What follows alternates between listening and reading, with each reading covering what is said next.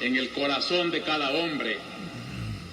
La sociedad actual es como una especie de sociedad anónima en que nadie se quiere echar la culpa y todos son responsables.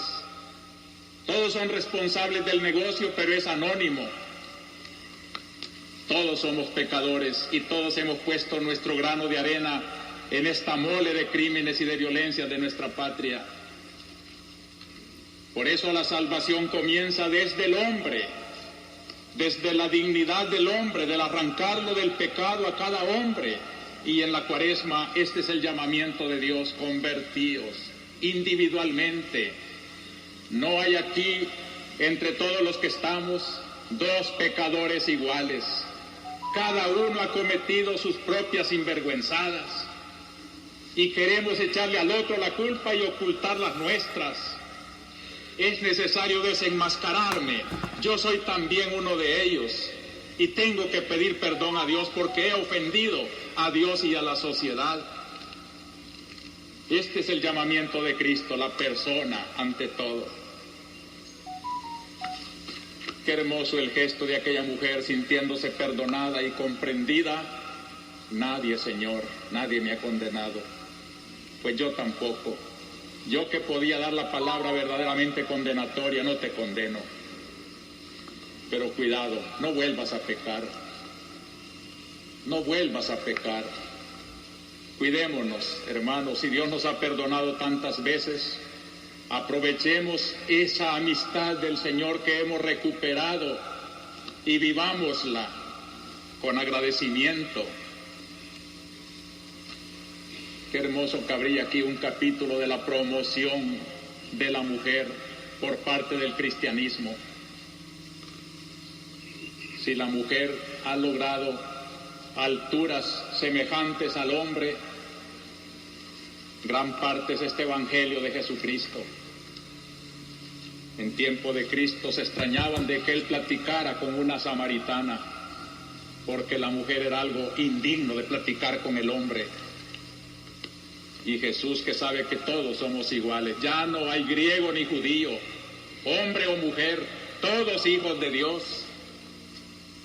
Al cristianismo, la mujer debe estar doblemente agradecida porque Él, Cristo, con su mensaje, es el que ha promovido la grandeza y la mujer, y de qué alturas es capaz esos dones femeninos que muchas veces con el machismo de los varones no se estimula, no se aprecia.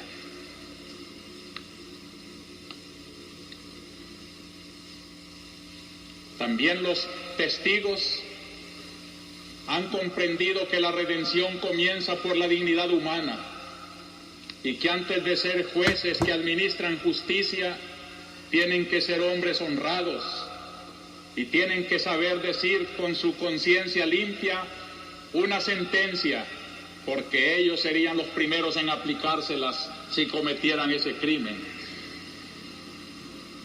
La actitud de Jesús, hay que fijarse en este Evangelio, es lo que queremos aprender. Una delicadeza para con la persona, por más pecadora que sea, Él la distingue como hijo y de Dios, imagen del Señor. No condena, sino que perdona. Tampoco consiente en el pecado. Es fuerte para rechazar el pecado, pero sabe acusar, condenar el pecado y salvar al pecador.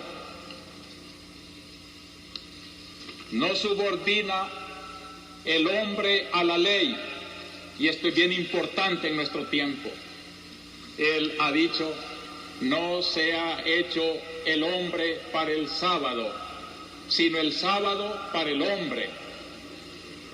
No queramos, por salvar la constitución del país cuando se ha pisoteado por todos lados, a llamarla, y es ella la que quiere más bien para defender nuestros egoísmos personales. La ley para el hombre, no el hombre para la ley. Y entonces Jesús es fuente de paz cuando ha dado así a la dignidad humana su verdadera primacía, el hombre siente que cuenta con Jesús, que no cuenta con el pecado y que tiene que arrepentirse y volverse a Él con sinceridad. Es la alegría más profunda del ser humano.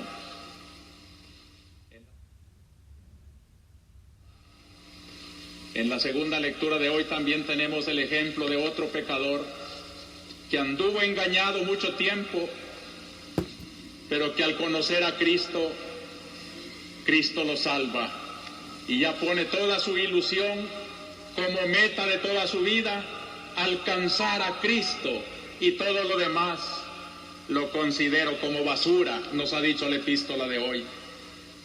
Cuando ya no se idolatran las cosas de la tierra, sino se ha conocido al verdadero Dios, al verdadero Salvador, todas las ideologías de la tierra, todas las estrategias de la tierra, todos los ídolos del poder, del dinero, de las cosas, parecen basura. Y San Pablo, la palabra es más dura, estiércol, dice. Con tal de ganar a Cristo, todo lo demás parece basura.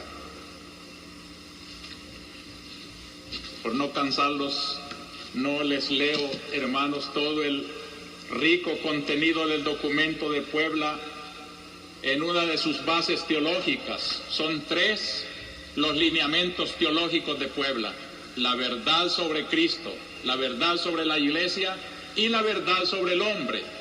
Y cuando habla del hombre, como obispos del continente, se firmó un compromiso allá en Puebla, cuando se dice que ante las visiones falsas de la tierra que el hombre ha tenido según sus intereses, sobre todo aquellas que hacen del hombre un instrumento de explotación, o las que hacen del hombre en las ideologías marxistas una ficha nada más de todo el engranaje, o las que hacen de la seguridad nacional un servidor al Estado, como si el Estado fuera el señor y el hombre el esclavo, cuando es al revés. No es el hombre para el Estado, sino el Estado para el hombre. El hombre tiene que estar en la cumbre de toda organización humana para promover al hombre. Entonces los obispos de América Latina nos hemos comprometido, profesamos pues que todo hombre y toda mujer, por más insignificantes que parezcan, tienen en sí una nobleza inviolable que ellos mismos y los demás deben respetar y hacer respetar sin condiciones, que toda vida humana merece por sí misma, en cualquier circunstancia, su dignificación, que toda convivencia humana tiene que fundarse en el bien común, consistente en la realización cada vez más fraterna de la común dignidad, lo cual exige no instrumentalizar a unos en favor de otros y estar dispuestos a sacrificar aún sus bienes particulares.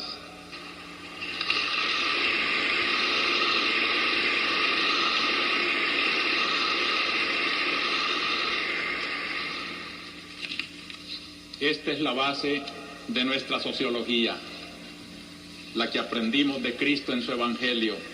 El hombre ante todo es lo que hay que salvar, y el pecado individual es lo primero que tenemos que arreglar. Nuestras cuentas con Dios, nuestras relaciones individuales con Él, ponen la base de todo lo demás. Falsos liberadores son aquellos que llevan el alma esclava del pecado y gritan hacia afuera, y por eso a veces son tan crueles, porque no saben amar ni respetar la persona humana.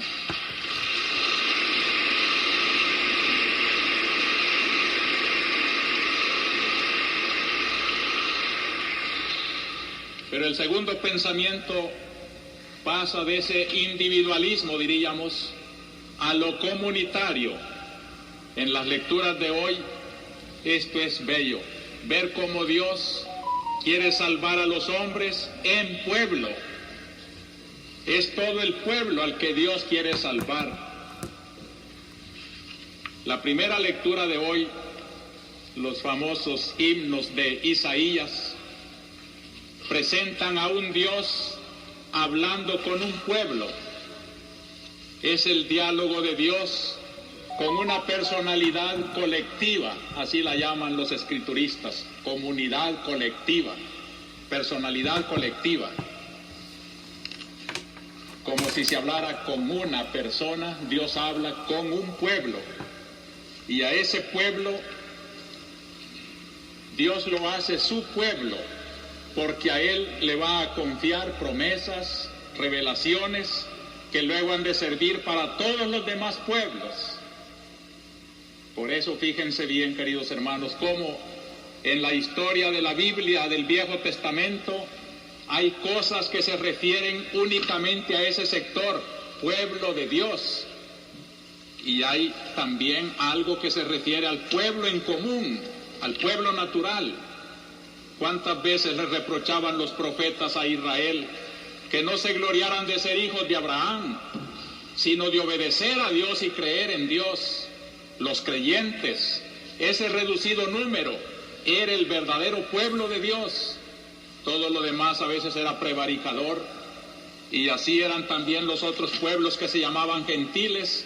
Pero ese núcleo que se llama el pueblo de Dios, la personalidad colectiva con quien Dios habla, pasa a través de Cristo a todos los cristianos. Ya no solo es un grupo del pueblo de Israel, sino que en cada país habrá un grupo. Y aquí tenemos el ejemplo esta mañana. En Estados Unidos hay también el grupo de los cristianos que no son todo Estados Unidos. Así como en El Salvador también está el grupo de la iglesia que no es todo El Salvador. Y cuando yo como pastor me dirijo al pueblo de Dios, no pretendo yo ser un maestro de todo El Salvador, sino que soy el pobre servidor de un núcleo que se llama la iglesia, la arquidiócesis, los que quieren seguir a Cristo y que reconocen en el obispo al maestro que en nombre de Cristo les habla. De ellos espero respeto, obediencia. Con ellos me siento tan unido, y no me extraña que los que no son iglesia, aunque estén dentro de la iglesia, me critiquen, me murmuran, me deshagan.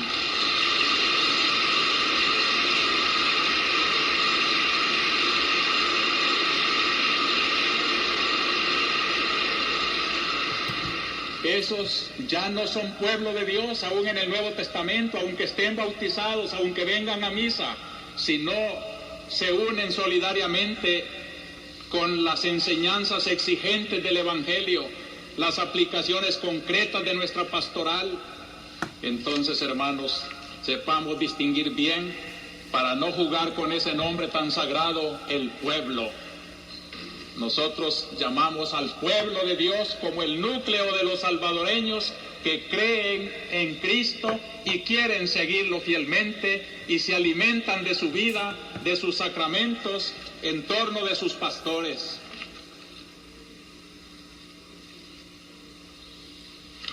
Este pueblo de Dios va sucediéndose en la historia. ¿Se fijaron qué bellamente ha dicho la primera lectura de hoy? Ustedes se glorían del primer éxodo, cuando yo los saqué de Egipto, cuando atravesaron el desierto. Cuántas maravillas se hicieron en aquel recorrido con Moisés.